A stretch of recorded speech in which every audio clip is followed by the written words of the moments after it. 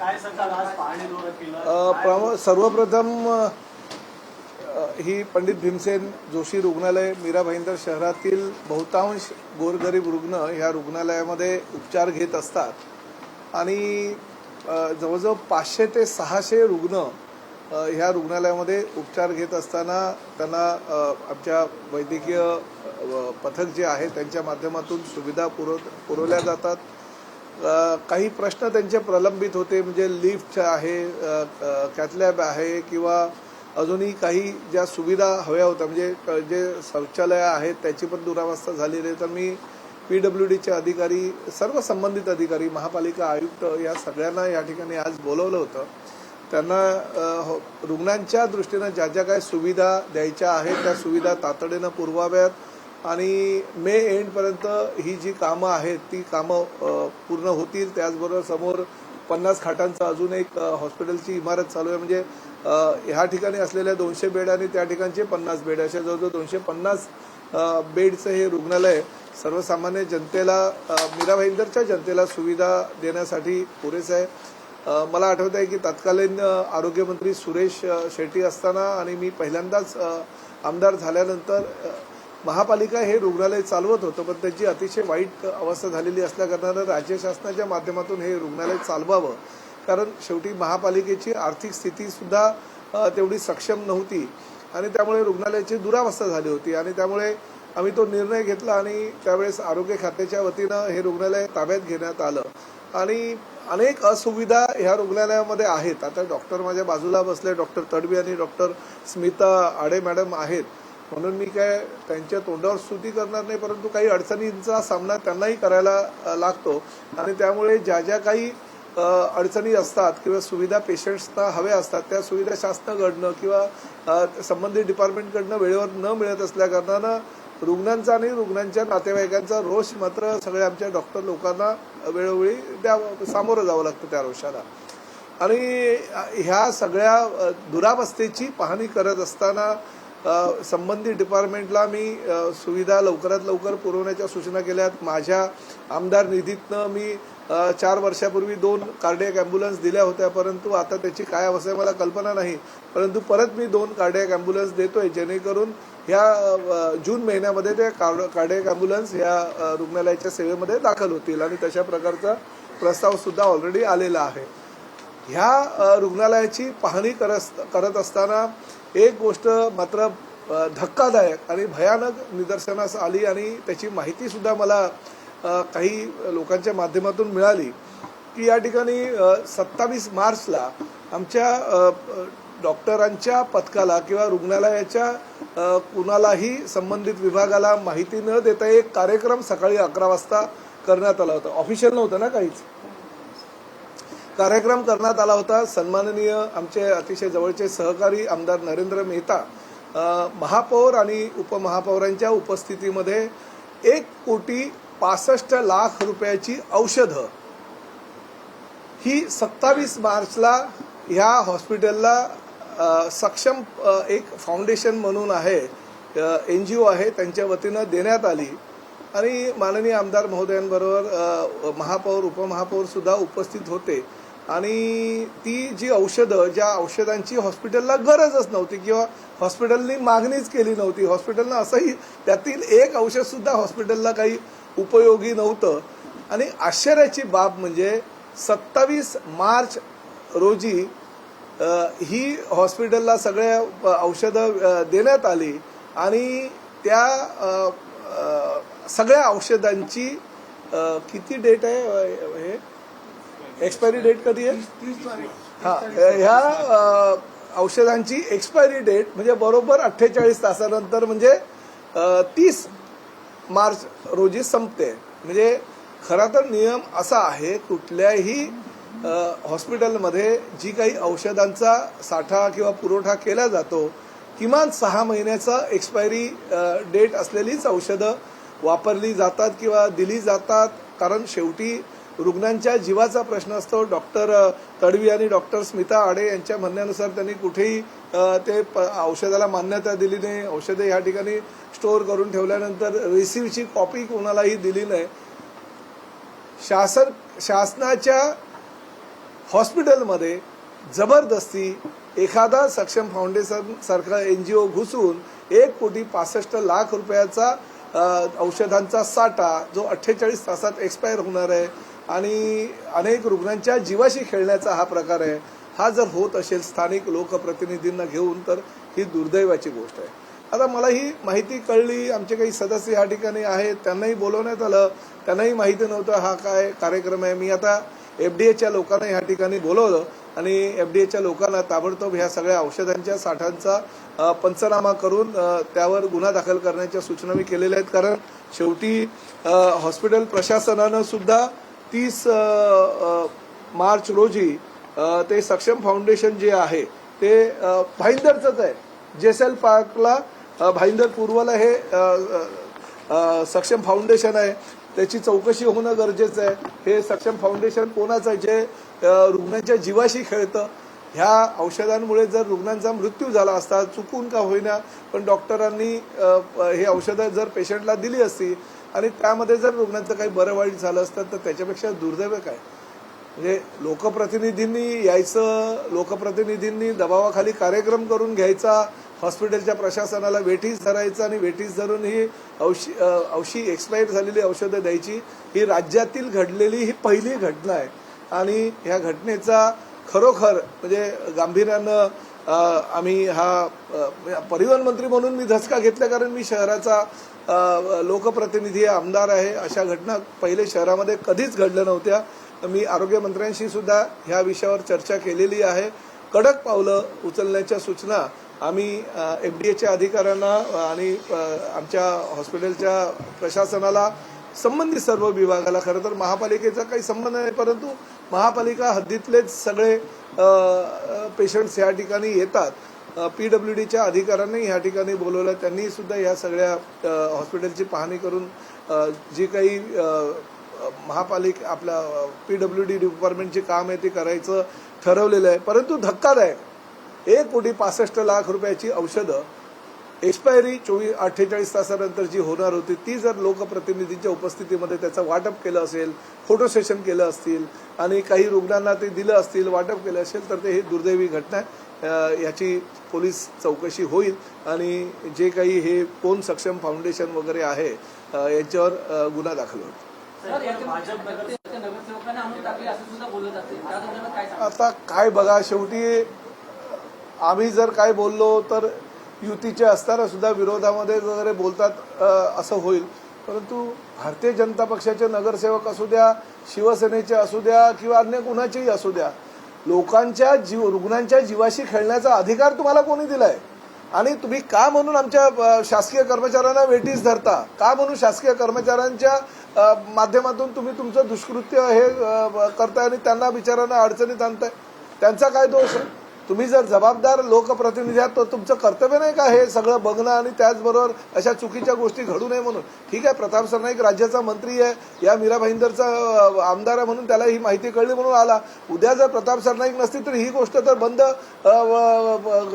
रूममध्ये जसे आणि लॉक लावून ठेवले असते, बंद लॉकमध्ये झालं असतं, तोंड नसती उघडली. आता तरी स्मिता आडे मॅडम आणि जाफर तडवींनी सांगितलं, नरेंद्र मेहता आले होते किंवा डिंपल मेहता आले होते किंवा ध्रुव किशोर पाटीलनी औषधी दिली. माझं असं म्हणणं हे असं होता कामा नये ना. असं लोकांच्या जीवाशी खेळण्याचा अधिकार तुम्हाला कोणी दिलाय हो? त्यामुळे ह्या सगळ्या प्रकरणाची चौकशी केली पाहिजे. मी माननीय मुख्यमंत्र्यांना सुद्धा याबाबत तक्रार करणार आहे की अशा प्रकारची जर लोकांच्या जीवाशी खेळण्याचा प्रयत्न कोणी करत असेल तर ताबडतोब तुम्ही पोलिसांच्या माध्यमातून पण सगळ्या जे फाउंडेशन कुठलं आहे सक्षम त्या सगळ्या त्याच्या लोकांना जेलमध्ये टाका, कारण हे धक्कादायक आणि फारच भयंकर आहे. हे भयंकरच आहे आणि या पाहणीमध्ये आपण निदर्शनास आणलेले मुख्य म्हणजे 48 तासांची औषधं आहेत की हे अधिकाऱ्यांना माहिती नव्हतं का? त्यांनी काय शासनाला कळवलं की नाही? जबाबदार अधिकारी शासनाला कळवलं का? शासनाला कळवलं नाही सांगा ना, कोणाला कळवलंय मॅडम? ऐकू त्यांना काय. डिस्ट्रिक्ट सिव्हिल सर्जन ठाणे यांना पण इन्फॉर्म करण्यात आलं, तसेच उपसंचालक डायरेक्टर आणि ठाणे त्यांचं लेटर देण्यात आलं. नाही, पण मला असं वाटतं बघा, ह्या बाबी शेवटी मी लोकप्रतिनिधी आहे. उद्या जर मी ह्या ठिकाणी आलो आणि मी माझ्यासोबत जर काही घेऊन आलो आणि मी जर कुठल्या औषधाचा साठा दिला, त्यांची काय हिंमत आहे हो बिचाऱ्यांची, मला सांगा, नाही म्हणायची. मला त्यांना का म्हणून आपण अशा गोष्टींना उलट त्यांचं मी कौतुक करतो की ही औषधं एक्सपायरी डेट त्यांची 2 दिवसांवर आहे. ताबडतोब त्यांनी ते पत्र दिलं आणि आपल्या संबंधित वरिष्ठ अधिकाऱ्यांना त्यांनी कळवलं. नाहीतर दुसरं कोणी असतं तर ठीक आहे, ते तसंच ठेवून दिलं असतं आणि त्याची विल्हेवाट काहीतरी लावली असती. त्यामुळे मी माझ्या ह्या सगळ्या अधिकाऱ्यांना या ठिकाणी बिलकुल दोष देणार नाही. आमच्या शासकीय अधिकाऱ्यांचा दोष नाहीये. हे सक्षम फाउंडेशन कोण आहे त्याची चौकशी व्हायला पाहिजे आणि त्याच्यावर गुन्हा दाखल व्हायला पाहिजे. दौरा तो किया, मगर दौरे के साथ साथ रेड भी की है, क्योंकि इस भीमसेन जोशी अस्पताल में मीरा भाईंदर शहर के हजारों लोग आते हैं. 500-600 लोग रोज यहाँ पे आके ओपीडी में, साथ ही अलग अलग डिपार्टमेंट में उनकी सुविधाएं उनको मिलती है. और ठीक है, अस्पताल में थोड़ी कमियां है, वो कमियां कैसे दूर होगी इसके लिए मैंने पीडब्ल्यूडी के अधिकारी और बाकी में संबंधित महापालिका प्रशासन सबको बुला के लिया था और उनको जो उनकी मांगे हैं वो मांगों के ऊपर कार्रवाई करने की सूचना दी है. खासकर पीडब्ल्यूडी के लोगों ने मई एंड तक जो कामें प्रलंबित है वो पूरी करने की उन्होंने मुझे आश्वासित किया है. और साथ ही में मैं मेरे विधायक फंड से भी 2 कार्डियक एम्बुलेंस लिया है मैंने, उसका भी लोकार्पण 1-1.5 महीने में मैं कर दूंगा ताकि एम्बुलेंस भी उनको जो चाहिए वो मिल जाएगी. मगर साथ ही में एक बहुत ही गंभीर घटना सामने आई है कि यहाँ पे हमारे नरेंद्र मेहता जी जो विधायक है और हमारी महापौर, उपमहापौर, इनकी उपस्थिति में 27 मार्च को सुबह एक कार्यक्रम हुआ. 1,65,00,000 रुपए की जो दवाई है जिसकी एक्सपायरी डेट ये 30 मार्च है, ये 30 मार्च में एक्सपायर होने के बाद उन्होंने कुछ भी ऑफिशियल प्रोग्राम नहीं था, मगर ये सभी लोक प्रतिनिधि यहाँ पे आए. हमारे अस्पताल के लोगों को उन्होंने बोला कि कार्यक्रम करना है, ये दवाई हम आपके अस्पताल के लिए ले आए. तो ये दवाइयाँ उन्होंने दे दी है. जो ये फाउंडेशन जो है सक्षम फाउंडेशन, ये फाउंडेशन के माध्यम से हमारे उप महापौर के कोई पहचान वाले हैं या संबंधित है पता नहीं है, ध्रुव किशोर पाटिल जी ने ये सब दवाई यहाँ पे लाई है, ऐसा सभी लोगों का, हमारे अस्पताल के प्रमुख लोगों का कहना है.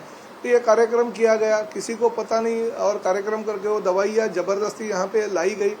जो 1,65,00,000 रुपए की दवाई, उसमें से 1,000 की दवाई भी इन्होंने मांगी नहीं थी. क्योंकि कैसा होता है कि जब भी रिक्वायरमेंट रहती है तो हमारे अस्पताल के प्रमुख शासन को मांग करते हैं और वो शासन से आते हैं. कोई एनजीओ रहता है तो एनजीओ के माध्यम से कुछ अगर दवाइयाँ आती है तो पहले उनको लिखित स्वरूप से कौन सी दवाई लेके आने वाले हैं, कौन से रखने वाले हैं, कौन सी दवाइयों की जरूरत है, उसकी जानकारी लेनी पड़ती है. कुछ भी नहीं हुआ, रिकॉर्ड पे कुछ भी नहीं, कागज पे कुछ भी नहीं. उनको इनवॉइस मांगा गया तो उन्होंने दिया नहीं, हमारे डॉक्टर स्मिता आड़े जी ने. तो ये जबरदस्ती घुसखोरी करके अस्पताल में घुसना, एक्सपायरी डेट वाली दवाइयाँ देना, ये कौन से कानून में बैठता है? ये बहुत बड़ा दुर्भाग्य है इस शहर का कि ऐसी लोग इस शहर में है. और मैं यही कहना चाहता हूँ कि ठीक है, मैं डॉक्टरों का धन्यवाद दूंगा, क्योंकि अगर उनको पता नहीं होता और उनको पता नहीं चलता क्योंकि एक्सपायर होने वाले, और उसमें से कुछ दवाई अगर पेशेंट को दी जाती थी तो और पेशेंट्स की अगर जाने जाती थी तो जिम्मेदार कौन?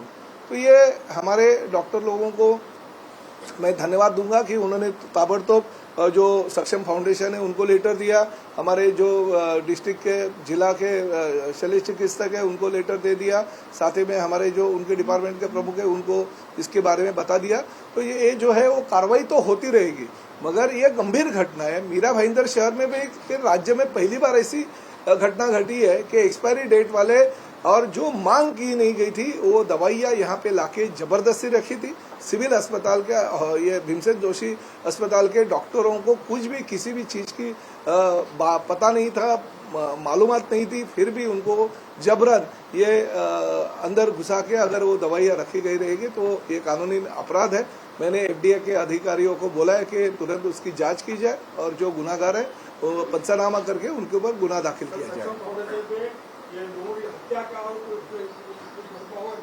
नहीं, देखिए ये तो पुलिस की जिम्मेदारी है. देखिए, कुछ नहीं हो गया तो ये हमारे हिसाब से हत्या से ज्यादा बड़ा गुना हो गया, क्योंकि इसके माध्यम से अगर गलतियां होती तो बहुत सारी हत्याएं हो सकती थी, बहुत सारे लोग जाते थे। मैं एक मिनिट, आंबेडकर साहेब,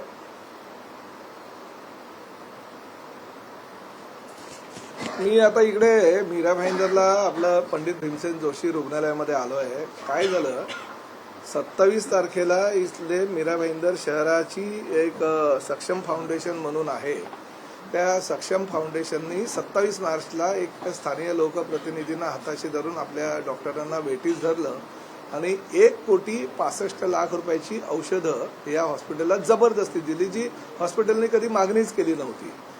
आणि नंतर तो कार्यक्रम वगैरे झाला आणि सगळे फोटो सेशन, व्हिडिओ सेशन वगैरे झालं आणि ते गेल्यानंतर डॉक्टरांच्या असं लक्षात आलं, कारण तो कार्यक्रम पण काही पूर्वनियोजित नव्हता। नंतर लक्षात आलं की ही औषधं जी आहे, ज्याची किंमत 1,65,00,000 आहे, ती औषधं पूर्ण 2 दिवसानंतर म्हणजे 30 मार्चला एक्सपायर झाली आणि एक्सपायर झालेली सगळी औषधं आणून यांच्या ताब्यात दिली। त्यामुळे मी आता एफडीएच्या लोकांना वगैरे इकडे बोलवलंय आणि तो पंचनामा करतोय, पंचनामा करून त्या संबंधितांवर गुन्हा दाखल करतोय। कारण लोकांचे जीव एवढे गेले असते याच्यामध्ये आणि हे कळलं आपल्याला म्हणून मी रेड केली आणि ते आणि सगळे समोर एक्सपायरी झालेली औषधं माझ्या समोरच आहे। तर मी आपल्या आमच्या जाफर तडवी आहेत इकडे आपले सिव्हिल सर्जन आणि स्मिता आडे आहेत, तर मी जाफर तडवींना देतो, तो तुम्ही त्यांना सूचना गुन्हा दाखल करण्याच्या सूचना देऊन टाका। 1 मिनिट देतो मी। सर नमस्कार सर। हॅलो हॅलो नमस्कार सर। हां नमस्कार सर। हॅलो नमस्कार सर। हां मी सर डॉक्टर तडवी।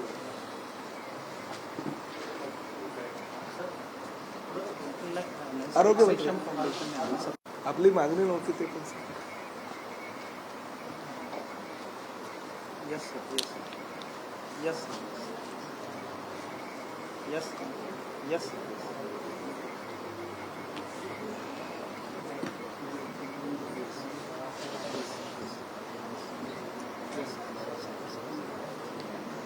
हा बोला साहेब। हो मी केलं, त्यांना सांगितलं आणि ते आरोप गंभीर आहे, हो हे महाराष्ट्रामध्ये पहिल्यांदा घडले। तर असं जर घडत कसं चालेल मला सांगा। जबरदस्ती करून सगळी औषधं आतमध्ये आणून टाकून दिली त्यांनी, एकदम भयंकर आहे। हो आता आलो मी, मला कंप्लेंट आली म्हणून ते आता कळलं, नाही तर लोकांचे जीव गेले असते ना। सगळ्या शासनावर म्हणजे आपल्यावर खापर फुटलं असतं ते सगळं। नाही मी सांगतो, त्यांना सांगितलं। नहीं बाकी देखिए जो चीजें हैं दुरुपयोग है, बाकी ये चीजें सब होती रहेगी। क्या यानी जो भी है पुलिस इंक्वायरी में जो सच है वो सच आएगा, मगर मुझे यही है कि अगर कुछ होता था तो हमारे सरकार पे आता था, आरोग्य मंत्री के ऊपर आता था, आरोग्य मंत्री को आके यहाँ पे जवाब देना पड़ता था। जिम्मेदारी किसकी है? हमारी जिम्मेदारी है। लोकप्रतिनिधि आते हैं, बड़े बड़े लोकप्रतिनिधि आते हैं, विधायक इस कार्यक्रम में मौजूद होते हैं, क्या संदेश देंगे आप उनको इस चैनल के माध्यम से? मैं संदेश कुछ नहीं दूंगा। क्या होता है कि मैं अगर कुछ बोलूंगा तो खाली पकड़ लेना देना नहीं है, कंट्रोवर्सी होती है। मैं इस शहर का विधायक हूँ, मुझे बाकी कोई किसी चीज़ों से लेना देना नहीं है। हमारे डॉक्टरों ने लोगों की जान बचाई है। मैं वो डॉक्टरों ने अगर दवाई वापरते थे तो निश्चित रूप से उनके ऊपर भी कार्रवाई करता था, मगर उन्होंने तुरंत मालूम पड़ा, उन्होंने तुरंत वो सक्षम फाउंडेशन को लेटर दिया, अपने वरिष्ठ लोगों को लेटर दे दिया कि ऐसा ऐसा गलत तरीके का काम यहाँ पे हो गया। तो मैं उनका धन्यवाद देता हूँ कि उनकी वजह से लोगों की जान बचे। दूसरे कोई डॉक्टर रहते थे और वो अगर पेशेंट्स को दवाई या वो अगर चीज़ें देती थी तो हमारे पेशेंट्स बेचारे जाते थे ना। सर आपने आरोप लगाया कि मैंने कुछ आरोप नहीं लगाया। आरोप देखिए, मेरा यही कहना है, इस राज्य का मंत्री होने के नाते, महायुति सरकार का मंत्री होने के नाते, मीरा भाईंदर शहर का विधायक होने के नाते लोगों की जान बचाना और लोगों की जान से खिलवाड़ करने वाले लोगों को पुलिस के ताबे में देना, जेल की हवा खिलाना, ये मेरा कर्तव्य है जो मैं पूरा कर रहा हूँ।